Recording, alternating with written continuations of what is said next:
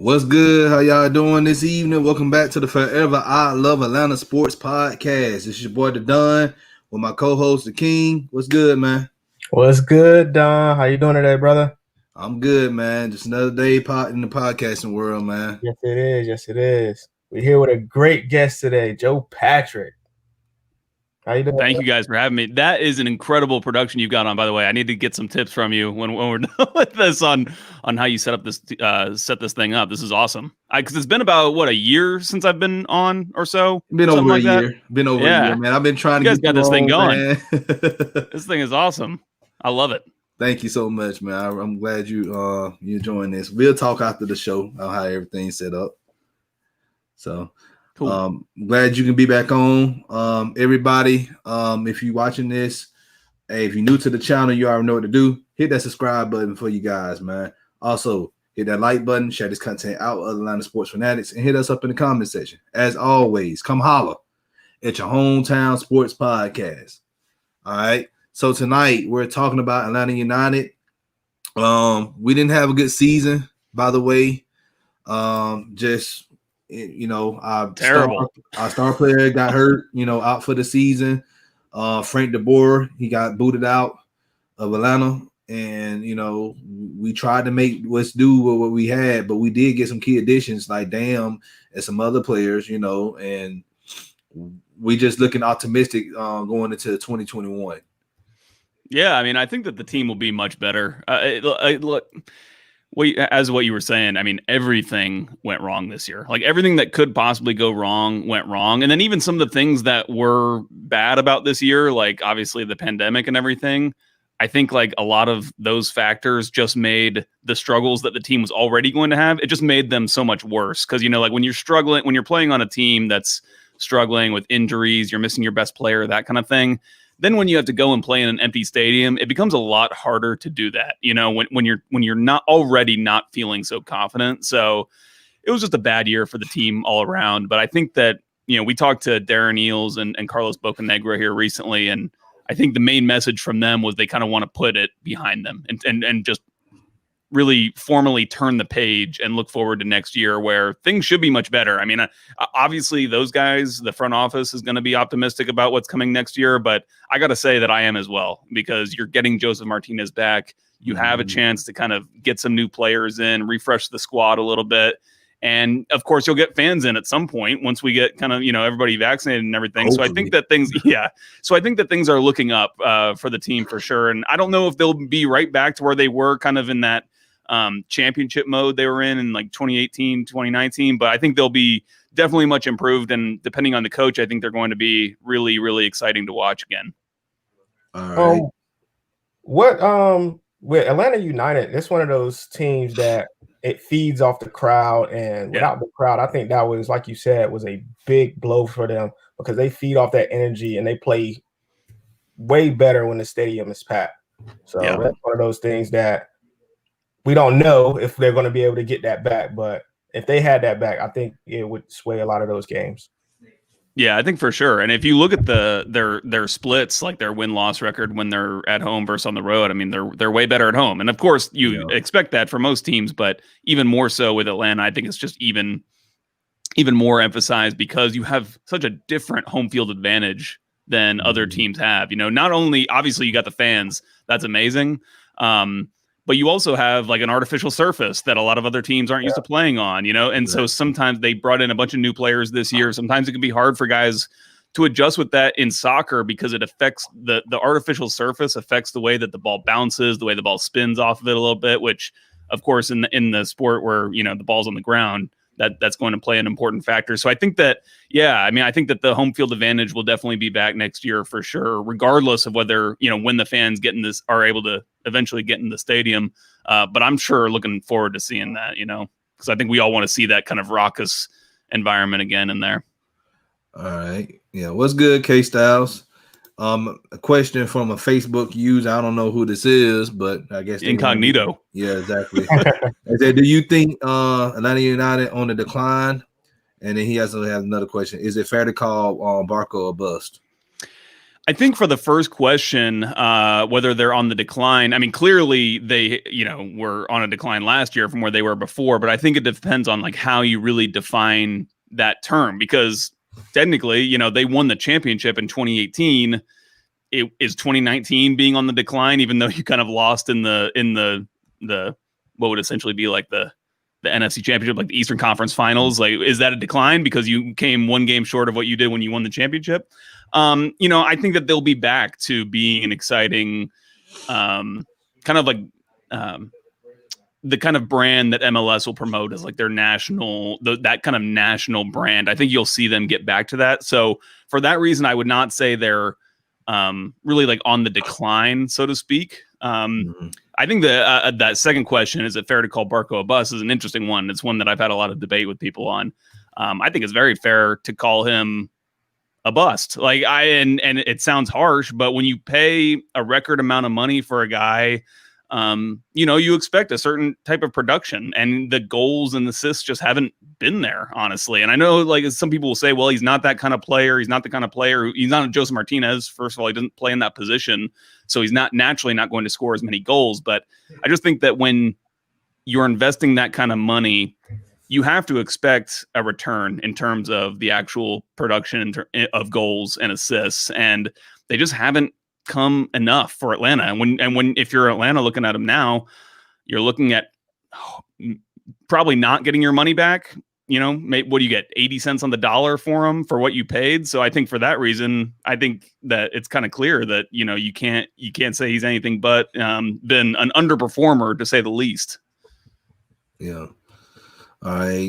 K Styles just said Frank DeBoer's strategy didn't fit the players' strengths. I get that, because most of our players came from Latin America, and he played that European style type of football. So it just didn't mesh well. And we're gonna be talking about some coaches here in a minute. What's good, Matt, Mike? Well, I got a question. What style you think Atlanta United would thrive in? So, I mean, obviously, I think we all want to see them playing just, attacking soccer again, playing that kind of fast-paced, up and down the field soccer that we saw when they were at their best, right? But I think that beyond that, what Atlanta United needs in a coach is somebody who's going to give players very specific instructions and drill them very hard on these very specific tasks. So in a lot of other sports, we talk about whether a coach is like a player's coach or or kind of like a more of a disciplinarian type. I would say that Atlanta, I don't know if that's the same kind of spectrum we're looking at, but I think that you need, like, so Frank DeBoer, for example, I think one of his failings in Atlanta was he kind of just expected the guys to be able to go out there and just kind of, freelance out there and just kind of play and use their natural instincts to go out there and create goals. And that's the exact opposite of what Tata Martino was, even though it probably looked on the field to a lot of fans like the team was just kind of rolling the ball out there and using their athleticism and their speed to go out there and get goals. I mean, Tata Martino drilled those guys so hard in training, and they would have long training sessions, and he would be yelling his, what off at them during those sessions. But that's what produced those great results on the field. And what Atlanta United, I think, the players need, is they just need that really specific instruction to do. Every player needs to do like a little bit less in terms of what they're responsible for, and just do that one or two thing that they're tasked to do really, really well. And I think that if they do that, you'll see a better collective output from the team. All right. Well, here's the thing. There's been a list of coaches that's been, I guess, rumored that they're looking at to come to Atlanta.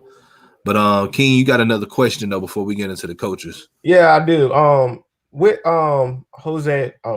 Joseph Martinez coming back, how do you think that will affect the coaching and who is hired in this situation? Because that's a key player. Yeah, for sure. I don't know if it affects the coaching hire necessarily. I do think it's interesting on Joseph. A lot of us are. You obviously just, you're expecting him back, so you're just kind of expecting to see the same guy you've seen. I think it will be interesting to see if his game has changed at all because of the injury? You know, like does it hopefully we don't want to see it, but does it make him any slower? If he's slower, does he have to change his game in a certain way to do play a little different style? I mean, like even under Frank DeBoer, when Joseph was healthy, he was playing a little bit different. And I honestly thought, even though for all of kind of, well, I don't want to say all of Frank DeBoer's failings because he was still relatively successful, but I think what Joseph Martinez really expanded his game under Frank DeBoer. He really was, again, Frank DeBoer asked his players to do a lot of different things. And Joseph Martinez, because of his talent, was one of the players that was able to do a lot of those things. Sometimes his teammates weren't kind of as active around with him to be able to combine and stuff like that. But I think it will be interesting to see whatever new manager comes in. Do you ask him to play that more expansive role where you're dropping a little bit deeper and playing a little bit more in the build-up and kind of doing some more creative types of things? Or are you the same Joseph that we saw under Tata Martino, where he's just kind of like that poacher in on goal, always like stretching the defense to get to that back post?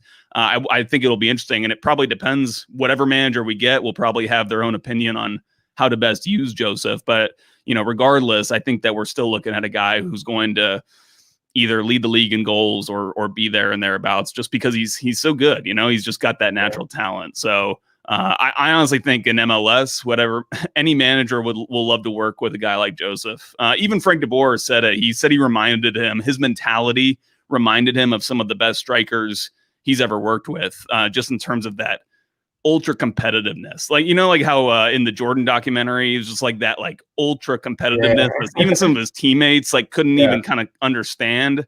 That's the kind of like difference that Joseph Martinez has in this team. It's just like ingrained in him. You know, he came from a really rough background. He's never had it easy as at any point in his life. And so that really is a huge chip on his shoulder that helps the team a lot. Yeah, and that rubs off onto the team, and it gets everybody going in those type situations. And I think that was something that the team was missing this year without him on the field. You know, like obviously you're missing his goals, but you're missing that personality. You know, like I could guarantee you so many times during the season where Joseph Martinez will be chewing somebody out on the field, you know, when a mistake was made or when the play just wasn't generally good enough. So I think that will also be very much welcomed back in 2021. Do you think that's why Barco's play probably lacked? Maybe because Joseph was a real big kind of leader for him. Okay. I mean, Barco, it's easy to, you know, I feel bad sometimes kind of criticizing and calling him a bust because he's still so young. I mean, he's still only like a 20-year-old kid, you know? So he still has a long way to go in his career. And I think that sometimes those young players, like you said, can really need that kind of leader like Joseph Martinez to get the best out of them.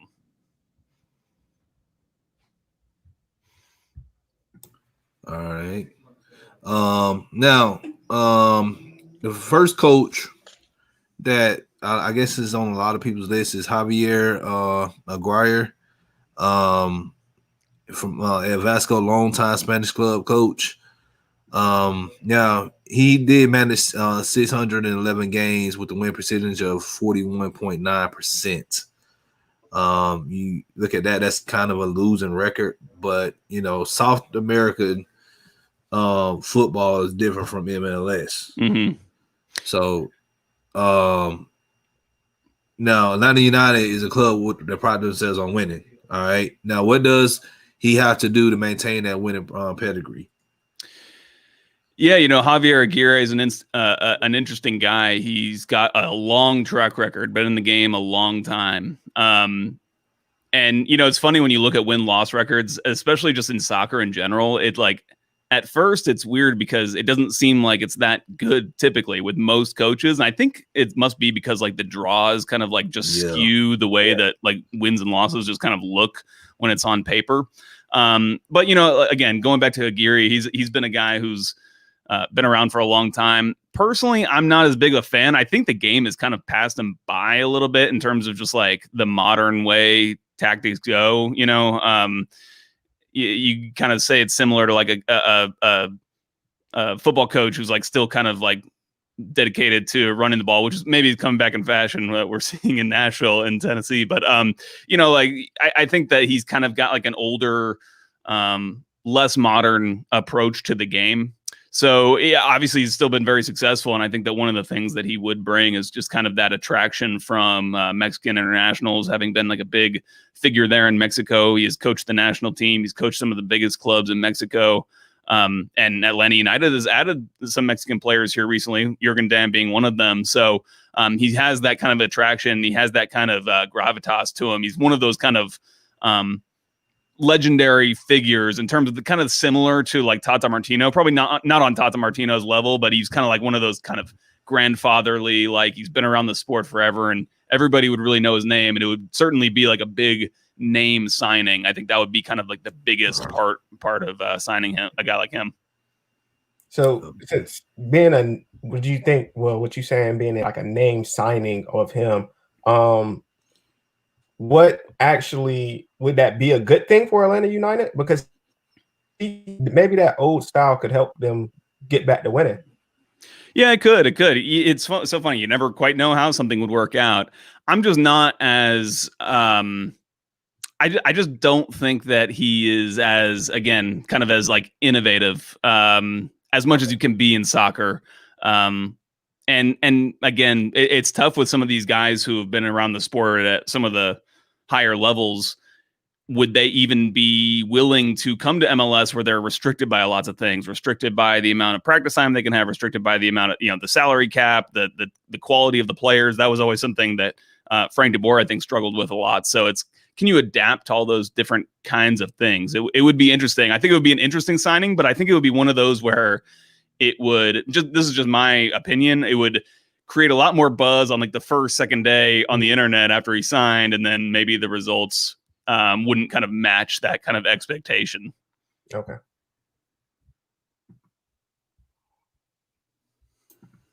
Another coach that they looked at was Renato his last name Gaucho, yeah. Gaucho. He hasn't been a manager for a long time, but he had a lot of success in his short time. Now, how does bringing him in with that winning mentality help its team? Yeah, he's kind of similar to Aguirre in that he's been really, really successful, although he's spent most of his time at the top teams. He's pretty much been around the block in Brazil, managing some of those teams multiple times, which is kind of the way that things go down in South America. It's just like a merry-go-round of managers. But he's been extremely successful. I think, first of all, he'd be a really tough get for Atlanta United just because of how good he's been with the current team he's with, Gremio. They've had a lot of success in what is essentially like the South American Champions League.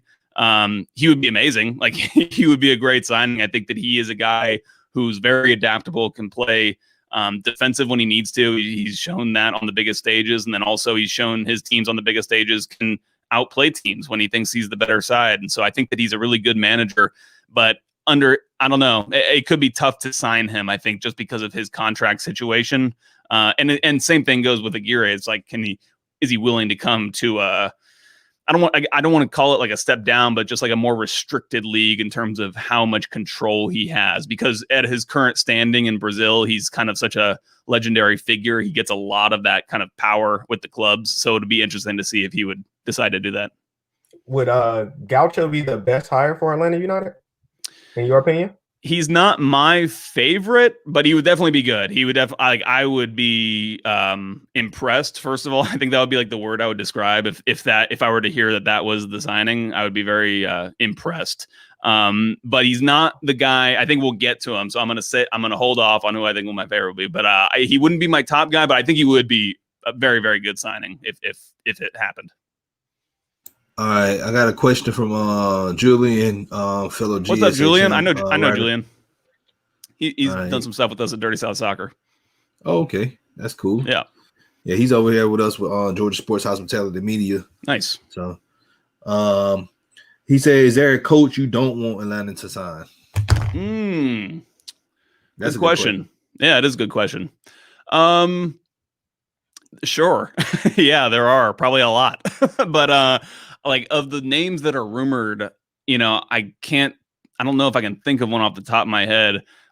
I was kind of criticizing Aguirre just a second ago. I think that he would be kind of the type of manager I would not want to see Atlanta United sign. Like, I wouldn't want to see, I'm just not of the opinion that like an older manager who's just like you're kind of hiring on prestige is necessarily the way to go. It's kind of funny saying that because that is what Tata Martino was. He was a guy who had a lot of prestige and he's kind of an older guy, but he was a very unique case. Like he called up Atlanta and was like, I want to coach your team, and they had like a meeting and he was doing tactics on the dinner table with salt shakers and stuff, and he had like a whole binder full of all the scouting reports on all the teams. Like he was fully prepared. They weren't having to try to convince him really to come, and I think it would be different with some of these guys, some of these older names who kind of hold themselves in a very high esteem. So I just wouldn't want to see. I'm kind of more toward the younger managers. That's kind of my preference, but to each their own, honestly. Well, that brings us to the nuts person, Gabriel Heinz. This is a favorite for everybody. He looks like a Hollywood star. Yeah. Like, I'm just gonna be honest with you.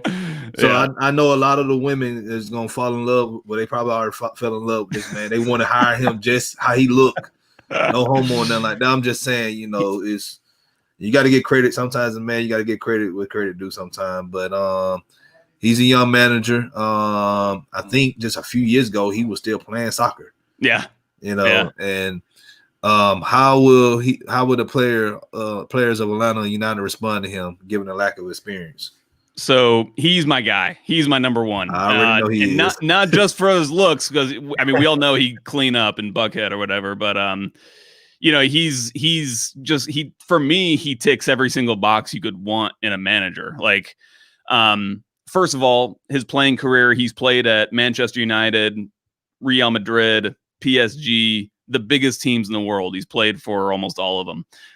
He's still very young in his managerial career. He doesn't have a ton of managerial experience. He's only managed 2 teams, but one of the teams he's managed, the last team, was a smaller team in Argentina, and he way overperformed with them. And he did that by playing a really attractive, attacking brand of soccer. And sometimes it was like, you're too aggressive and you get hit for a goal going the other way. But more often than not, you're going to be the one who's scoring the goals. And we all love to see that. Franco Escobar, one of the best players on the team, one of the few kind of bright spots on Atlanta United this season, who's an Argentine, he said he's one of his heroes, that he would love to play for him. And I think one of the coolest parts about kind of these links between Ainza and Atlanta United is Gabriel Ainza came from Newell's Old Boys, which is the same club where Tata Martino came from. He played there as a player and managed there. It's a legendary club in Argentina. Lionel Messi went there, was an academy product from there. Diego Maradona played there. Mauricio Pochettino played there. So they've had so many great players come from that club, and it's really a club that has its own identity. And we've seen that identity. That's what Tata Martino brought in 2018. So I think Ainza, having come from that place, it would just be kind of like a storybook, honestly, like in terms of all those little connections that would make sense. And I think one of the, when you're talking about the practicality of it, he's unemployed. And I think it's really cool why he's unemployed. I was telling you, he did really well with that smaller team where they overperformed. When he came to the end of his contract, he was like, you know what? I'm not going to sign a new contract. I'm just going to let it run out. And now he's just been chilling. And it kind of worked out really nicely because he turned out to have like an off year during the pandemic. So he hasn't been trying to manage through all this. And he's just kind of like, waiting for his next opportunity of choosing what he wants to do, which I think is kind of says a lot about his personality, right? Like he's not like trying to keep himself employed. So I love him. I think he would be great. And I think he would bring that kind of style that we've been talking about. But there's a con to it, though. Yeah. Go ahead, King. That was going to be my next question. Does his style of play fit the Atlanta style that would take them back to the MLS Cup? I think he, more than any of these coaches that we're talking about tonight, he's the one that would probably match the most of what fans have seen before in Tata Martino. And the other nice thing about him is that he's having managed recently in Argentina with some really good players. Very, very possible that you could have some sort of like package deal with him where it's like he's able to bring a player that he managed and bring him into the fold in Atlanta. Obviously, Atlanta would have to make the money work, but if if they're able to sell Barco and open up a DP spot, you never know who they could bring in. And they have some really talented players. Actually, one of the most talented players in South America played for the team that he coached. So that would be cool if that happened. But yeah, I mean, I think to your question, he would just bring the exact style that I think a lot of fans have been missing. Yeah, but there's a con to it that I think. What's that? He's young. So if he has success here in Atlanta, guess what's going to happen?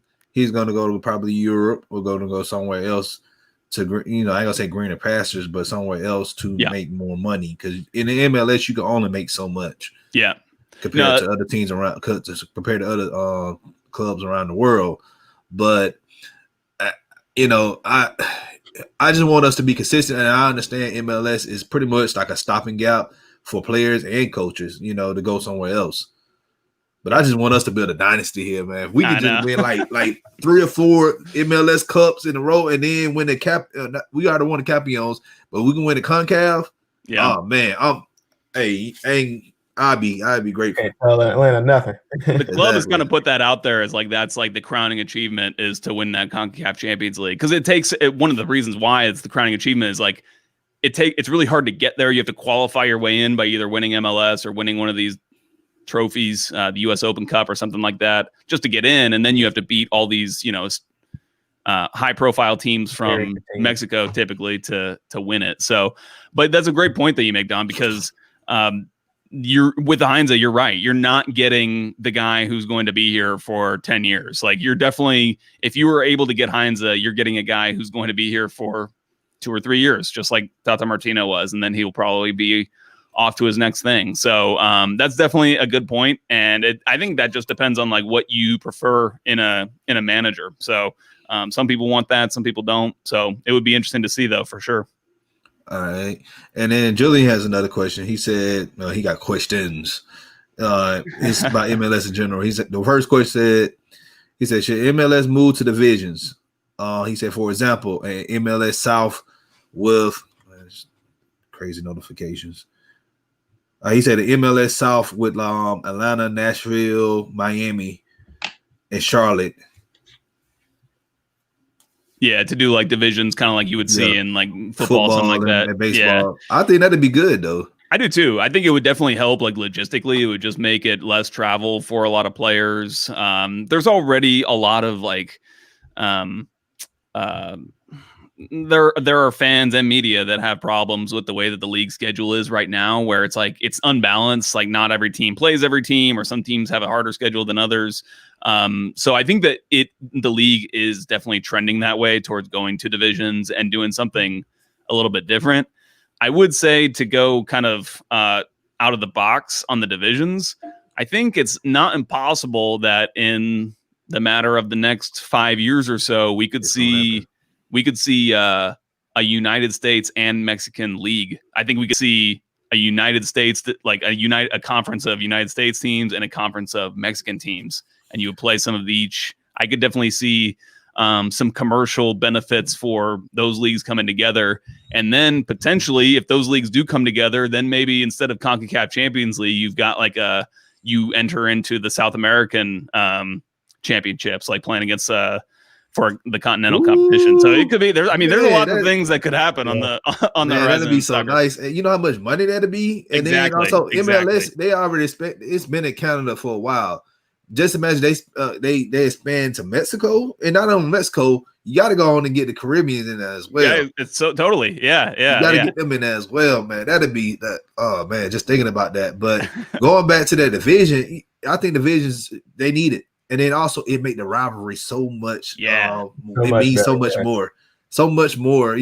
I don't know why he put Orlando in here, but hey, they lost too, by the way. Yeah. They talking all that noise. We win the MLS Cup, man. Y'all sit on that couch just like we is right now. Yeah. And speaking of Charlotte, I think that's going to be a really good rivalry. I think Atlanta Charlotte's going to be really good. Yeah. Oh yeah. It's gonna be. I can already see it.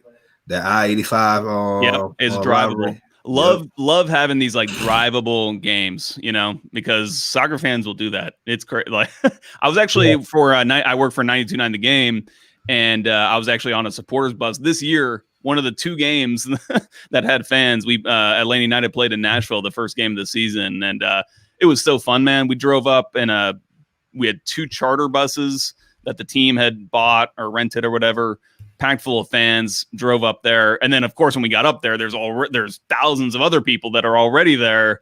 Huge tailgate, like up in Nashville. It was amazing. And just, I would love if everybody could experience kind of those away days like that. So fun. Hey, King, if you ain't never been to it, hey, you got to come to an Atlanta United tailgate, man. Yeah. I have to, yes. I'm telling you, I know you probably been to a Falcons tailgate, or I'm telling you, MLS tailgate is, I'm talking about, you go down there, everybody showing you love. You can, look, you won't be hungry. You won't be thirsty. Yeah. I'm telling you won't.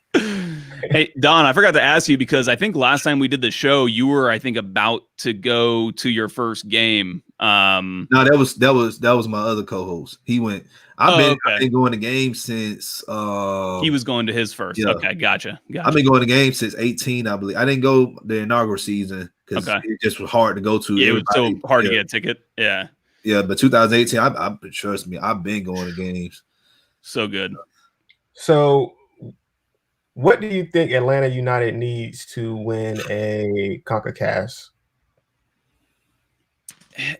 First of all, the deck is really stacked against any MLS club, and it's one of the reasons why no MLS club has won CONCACAF Champions League yet, because there's a salary cap in MLS, but then this competition, you're playing against teams that don't have the same salary cap, like they don't have the same parameters around their squad, so it's very, very hard to compete on that level. It's also just really hard to go to a different country and play. Like there's something about that, just like the cultural difference. You know, you go to a different place and it's just like, it's different food, it's different everything, it's different accommodations than what you're used to. Sometimes, like, it's not. I know a lot of us think, when you think CONCACAF Champions League, you think a Mexican team, but you know, you could be going to I don't know, Costa Rica or something. Like, you could be going to one of those Caribbean countries to play, and it's just such a different experience. In fact, we saw the U.S. men's national team get knocked out of the World Cup when they went down to play in Trinidad and Tobago, and you know, they couldn't play on that field. Like, the field was slow, wet, and that's hard conditions to play on. So there are lots of factors going. Yeah, no kidding. And they scored a sick goal in that game too. But so there are lots of factors working against MLS teams in general in CONCACAF Champions League. And so I think that, honestly, until the league, I think, there are pressures already that's going to force them to kind of loosen things up in terms of the salary cap. I know it's tough for some teams because a lot of teams make like way less money than others. And even the top teams are getting ravaged by COVID. Like, every team right now it's such a hard time financially for these teams. But if you really want to be competitive, like MLS talks about being, you gotta bring in players. You got to be able to pay the top players. And so I think until that happens, the deck is always going to be stacked against these teams. Yeah, I totally agree. What I think what the CONCACAF should do, instead of having teams play at their home stadium or whatever, mix it up. So every year, you know, you do like bids, like where the CONCACAF is going to be held at. Yeah, you know, you have some. Now, it won't just be a home country, all right. So United States won't host the whole CONCACAF. You just mix it up. So if Atlanta United play, let's say, a team in Haiti or whatever, all right. Okay, well, they won't play in Haiti. They won't play in Atlanta. It'd be a neutral site. Be like a neutral. Yeah. That'd be cool. Mix it up a little bit. All right. Let's get to the next coach. Julia said Orlando is the Bucks of the MLS. All hype, no result. Yeah, I agree with that.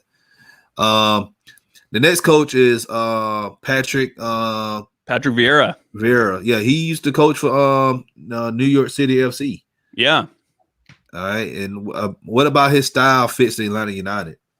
So I like Patrick Vieira a lot. I in fact remember being at games and watching his NYCFC team play Atlanta, and I'm thinking to myself, like, damn, I like how this team's playing. Like, I remember thinking that he had a very unique approach against Tata Martino, and it was a aggressive approach. It was like kind of a risky one, but I thought he was really good. And he's another guy who's on the younger side and had a very prestigious playing career. most notably at Arsenal. He's like an Arsenal legend. And so I really like that. I really like having, it's again, same thing with Gabriel Heinze, like having played at these top clubs in Europe. I like having a coach, or the idea of having a coach that at least has these like touch points as like a part of his network to Europe, because that's attractive for a player. Like a South American player might be like, oh yeah, like Patrick Vieira, he's got connections to Arsenal and in the Premier League, and that's where I want to be. So this makes sense for me to come to Atlanta, play for him, and he can kind of help me fulfill my potential and get me to where I want to be in my career. I think that's a huge part of, what Atlanta United needs in a coach right now. So I like Patrick Vieira. I'm not sure what he's up to right now. Current coach. Oh, he's at Nice. Okay.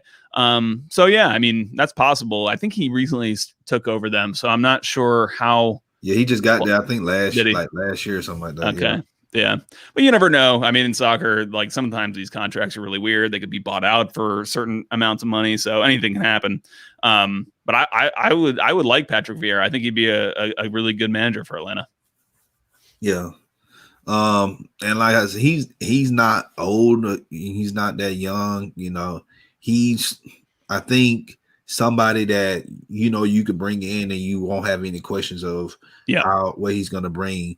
But the other thing is he's got that MLS experience. Like we've talked a lot about that with some of these other coaches. Like, oh, can they handle the kind of the handcuffs being on them being in this league? And he would certainly know exactly what he's dealing with. And did he? Yeah, I'm sorry. Go ahead. No, I was just saying, you know what he's dealing with, and I'm sure he'd be fine with it. And he beat when he was at New York City FC, he beat the Red Bulls. Didn't he? Oh yeah. They beat him. Yeah. And we can beat that's good because they swear up and down that they're a rival of us, and I'm like, yeah, y'all think y'all are, but whatever. It's so funny that Atlanta has never beat them in the regular season. But in the playoffs, we beat them. Beat them the only time it really, really mattered. So exactly. Does the right coach take Atlanta United back to the MLS Cup, or I think so. Okay. I think so. I think you get the right coach in. You've got talented players, and I know that coming off a season where you had 22 total points in the season in 23 games. That's really bad, but again, very weird circumstances this year. I think this team has the talent and potentially the talent or the room to even get more talent in the squad if you're able to sell Ezequiel Barco and get a new player in, or maybe, again, we've talked about how just having Joseph Martinez back could get much more out of Ezequiel Barco this coming season than what he showed last year. So regardless, I think this team's got, this team's got talent to compete with these other MLS teams. They just need a real identity. And I think that getting the right coach in to bring that identity will really help this team go a long way. All right. Well, I think that answers everything that, we and the viewers need to know, because that's just been a big question mark. We know we got the talent in the club, but who's going to come in to steer the ship? And I know a lot of people say Gabriel's the guy. I think he'd be good. I just me, I don't like young people like that. I need somebody not too much experience, because too much experience, they could be out of touch.